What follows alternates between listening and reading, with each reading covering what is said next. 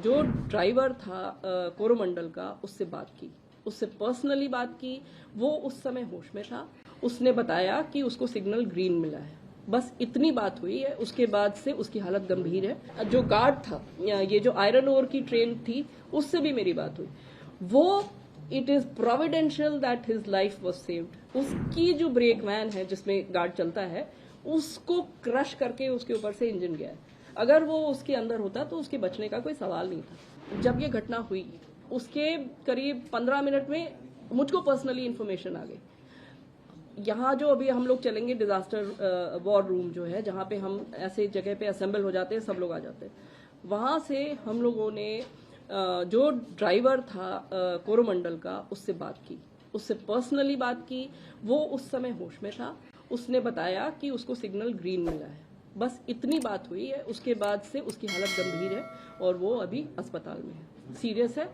दूसरी चीज, जो दूसरी ट्रेन थी यशवंतपुर एक्सप्रेस, उसका जो टीटी था, उसमें A1 में उसमें जो टीटी था, उससे भी मेरी पर्सनली बात हुई। उसने मुझे बताया कि उसको पीछे से कुछ आवाज सुनाई दी, बहुत जोर की आवाज और बहुत एबनॉर्मल आवाज।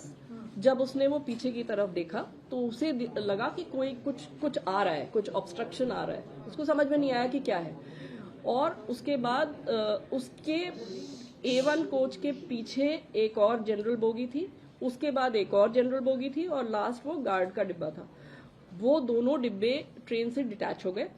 इसका वाला पोर्शन ये A1 में आगे था, एक डिब्बा आगे था, और इसका वाला पोर्शन जो यशवंतपुर एक्सप्रेस का था वो आगे चला गया और सेक्शन में वो सेफली चला गया।